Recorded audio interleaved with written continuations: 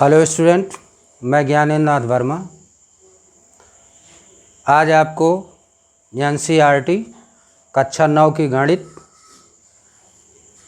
के chapter number 2 आपका है बहुपद।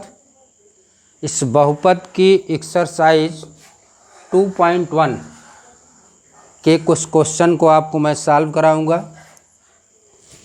आप ये ध्यान दीजिए कि एनसीईआरटी बुक के लगभग क्वेश्चन मैं आपको सॉल्व कराऊंगा। मैक्सिमम क्वेश्चन जो सेम टाइप का क्वेश्चन होगा उसी को मैं छोड़ूंगा, अन्यथा सारे क्वेश्चन को आपको हम सॉल्व कराएंगे एनसीईआरटी बुक के। तो आइए देखते हैं कक्षा 9 की गणित एनसीईआरटी से चैप्टर नंबर 2 बहुपद की एक्सरसाइज 2.1 का पहला क्वेश्चन है। इसके पहले वीडियो में हमने आपको इस बहुपद के पूरे बेस को हमने बताया है कि बहुपद होता क्या है, बहुपद की घात क्या होती है, बहुपद का मानक रूप क्या होता है। ये सारी चीज़ें हमने आपको इसके पहले वीडियो में हमने आपको बताया है, बहुपद का पूरा बेस हमने बताया है। तो इस वीडियो में हम आपको एक्सरसाइज 2.1 के हम क्वेश्चन आपको बताएंगे। तो आइए देखते हैं कुछ प्रश्नावली 2.1 का पहला क्वेश्चन है कि कौन कौन से एक चर में बहुपद हैं। आपको ये बताना है कि एक चर में कौन कौन से बहुपद हैं। तो आपको यह ध्यान देना है कि वह बहुपद चाहे 2 घात के हों चाहे 3 घात के हों, यह आपको नहीं बताना है। आपको यह बताना है कि एक चर में बहुपद कौन कौन से हैं, यानी x चर का बहुपद आपको देखना है, या y का, या z का, या m का, किस यानी एक चर हैं कि उससे अधिक हैं, ये आपको बताना है। तो यहाँ पर आपको एक चर में बहुपद आपको बताने हैं। तो देखिए ये आपका पहला है, पहले का पहला पार्ट है। देखिए 4x² - 3x + 7। इसमें देखिए केवल एक चर है, x² और 3x। देखिए केवल x ही है, केवल एक चर है। तो ये आपका जो पहला पार्ट है ये एक चर में बहुपद है। ये वाला क्या है? एक चर में बहुपद है। ये क्या है? एक चर में बहुपद है। पहला क्या है? एक चर में बहुपद है। दूसरा आप देखिए y² + √2, ये भी देखिए एक चर में बहुपद है, एक चर में बहुपद है, एक चर में ये भी बहुपद है। यहाँ पर देखिए 3√t + t√2। तो पहली चीज़ तो ये देखिए कि ये बहुपद है ही नहीं, इस चर की बात आप छोड़िए। देखिए तीसरा वाला पार्ट ये बहुपद नहीं है। क्यों नहीं है? क्योंकि आपको बहुपद के बारे में बताया गया है कि चर की घात ऋणोत्तर पूर्णांक होनी चाहिए। यहाँ देखिए जब रूट का आप चिन्ह हटाएंगे, कर्णी का चिन्ह जब हटाएंगे आप, तो t पर 1/2 पावर लग जाएगी, तो यह ऋणोत्तर पूर्णांक नहीं होगी। इसका मतलब तीसरा वाला ये बहुपद है ही नहीं।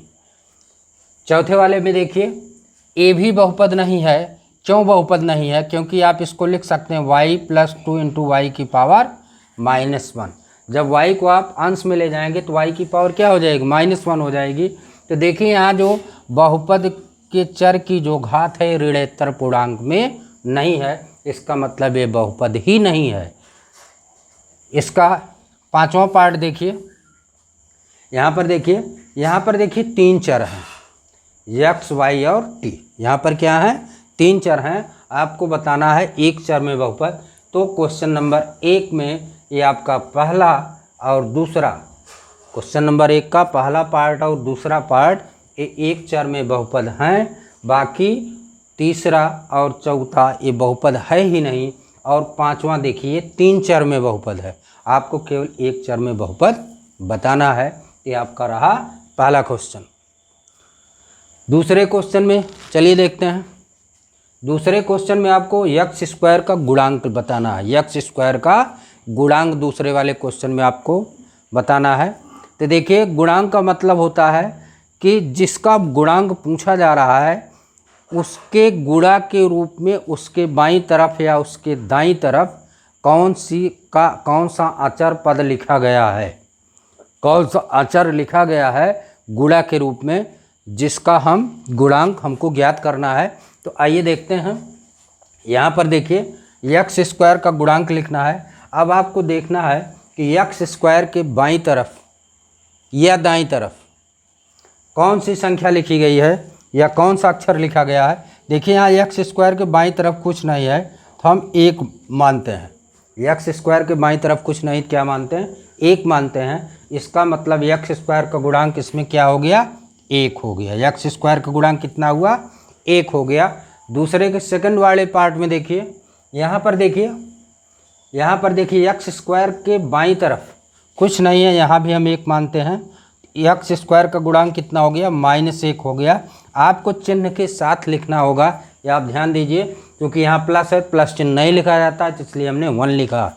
यहाँ पर एक्स स्क्वायर के बगल में माइनस चिन्ह लगा है, इसलिए एक्स स्क्वायर के बगल में कुछ नहीं, क्या माना जाएगा, एक माना जाएगा। तो एक्स स्क्वायर का गुणांक दूसरे वाले में क्या हो गया, -1। अब आइए तीसरे वाले पार्ट में देखिए।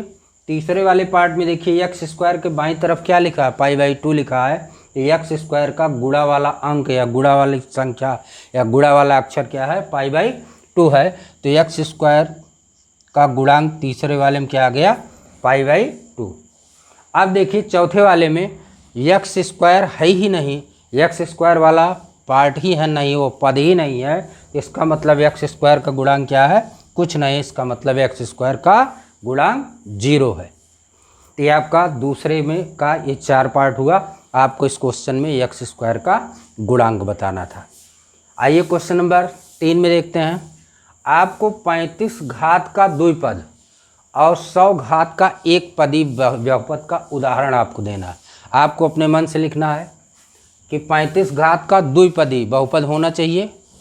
35 घात हो और वह 2 पद का हो तो आप कुछ भी लिख सकते हैं।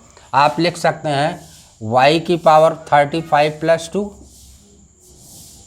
y की पावर 35 + 2, या आप लिख सकते हैं x की पावर 35 - 9। आप लिख सकते हैं x की पावर 35 + 8।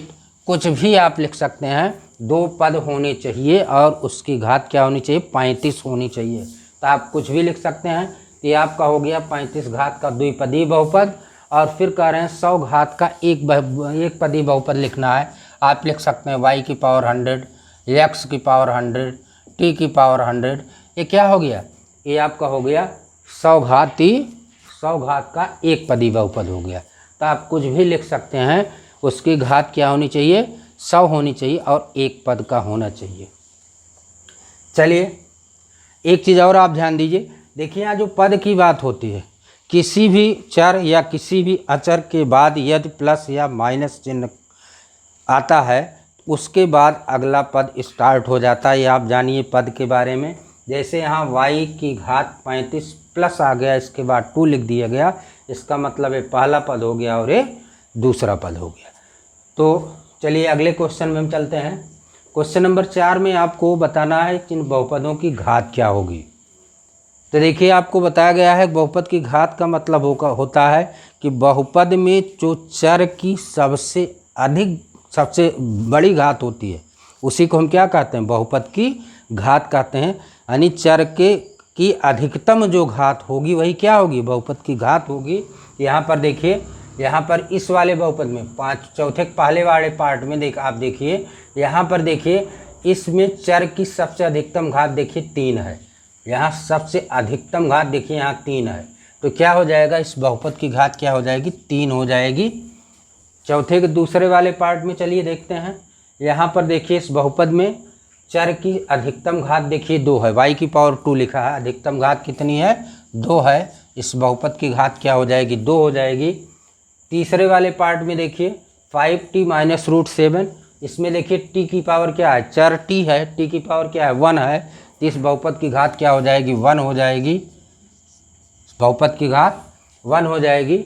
और यहाँ पर देखिए 3 लिखा गया है, 3 अचर है।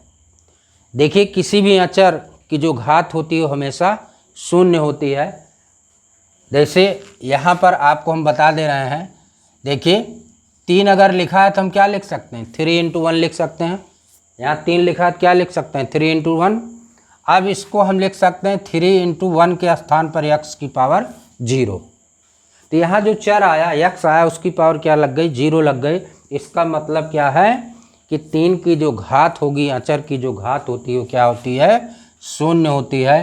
कहने का मतलब कोई भी संख्या अगर आप लेते हैं वह संख्या एक बहुपद होती है और उसकी घात क्या होती है, 0 होती है। चलिए अगले क्वेश्चन पर हम चलते हैं। अगले क्वेश्चन में आपको बताना कौन कौन से बहुपद रैखिक हैं, कौन द्विघाती हैं और कौन त्रिघाती हैं। तो इसमें आपको क्या देखना है कि आपको देखना है कि चर की घात 1 है या 2 है या 3 है। अगर 1 घात है तो रैखिक बहुपद होगा, चर की घात 2 होगी तो द्विघाती बहुपद होगा, चर की घात 3 होगी तो त्रिघाती बहुपद होगा। तो इसमें आपको बताना है कि जो क्वेश्चन दिए गए हैं इसमें ये रैखिक बहुपद हैं कि द्विघाती बहुपद हैं कि त्रिघाती बहुपद हैं। तो चलिए देखते हैं। पहले 5वें का पहला पार्ट है, देखिए वाला लिखा है एक्स स्क्वायर प्लस एक्स, लिखा है क्या, एक्स स्क्वायर प्लस एक्स, पहला वाला पार्ट। देखिए इसमें इसकी घात क्या है, ये बहुपद है, इस बहुपद की घात कितनी है, 2 है। तो इसको क्या कहा जाएगा, द्विघाती बहुपद। क्या पढ़ा जाएगा, द्विघाती बहुपद है। 5वें का पहला क्या है, द्विघाती बहुपद है। 5वें का दूसरा देखिए क्या है, एक्स माइनस एक्स क्यूब। इस बहुपद की घात क्या है, अधिकतम जो घात होती है उसी को बहुपद की घात कहते हैं। यहाँ देखिए चर की घात कितने हैं, 3 है। ये क्या होगा, त्रिघाती बहुपद हो जाएगा। ये हो जाएगा त्रिघाती बहुपद। थर्ड वाले में आप देखिए, थर्ड वाला आपका यह है y plus Y square plus 4, Y plus Y square plus 4। इसमें देखिए इसकी घात क्या है, 2 है, y की घात 2। इस बहुपद की घात कितनी है, 2 है। इसको द्विघाती बहुपद कहेंगे। ये क्या है, द्विघाती बहुपद है। इसका फोर्थ पार्ट आप देखिए, चौथा पार्ट आप इसका देखिए। चौथा पार्ट है 1 plus x, 1 plus x. 1 plus x means ये देखिए एक्स पर एक घात लगी है, ये रैखिक बहुपद है। ये क्या है, रैखिक बहुपद। ठीक, ये क्या है, रैखिक बहुपद है। फिर इसका देखिए 5वां पार्ट देखिए, 5वां पार्ट देखिए 3t लिखा है। चर क्या है, t है, t पर एक घात लगी हुई है। ये भी क्या है, रैखिक बहुपद है। ये क्या है, रैखिक बहुपद है। इसका अगला पार्ट देखिए, छठा पार्ट देखिए, आर स्क्वायर लिखा है। आर स्क्वायर देखिए चर क्या है, आर है, इस पर कितनी घात लगी है, 2 घात लगी है। तो क्या हो जाएगा, द्विघाती बहुपद हो जाएगा। ये क्या हो जाएगा, द्विघाती बहुपद। क्या हो जाएगा, द्विघाती बहुपद। और इसका 7वां पार्ट है 7x की पावर 3। यहाँ देखिए चर x है, x की घात कितनी है, 3 है। ये क्या हो जाएगा, त्रिघाती बहुपद। ये क्या हो जाएगा, त्रिघाती बहुपद। तो इस तरह से ये आपकी एक्सरसाइज 2.1 के ये 5 क्वेश्चन थे, जिस 5 क्वेश्चन को हमने आपको पूरा का पूरा इस एक्सरसाइज का हमने करा दिया। तो इस तरह से आप इसमें विशेष ध्यान दीजिएगा कि पहली चीज़ तो बहुपद की पहचान करना आप जानिए। बहुपद की पहचान के बाद आप जो है उसकी घात कैसे निकालेंगे, एक घाती बहुपद है कि द्विघाती बहुपद है, 3 घाती बहुपद है, बहुपद की घात आप जानेंगे तभी आप बता सकते हैं कि कितने घात का बहुपद है। और इसके बाद अगर जो है आपको किसी जो है बहुपद का उदाहरण देना है तो जब तक आप बहुपद के बेसिक को नहीं जानेंगे तब तक आप किसी बहुपद का उदाहरण नहीं दे पाएंगे।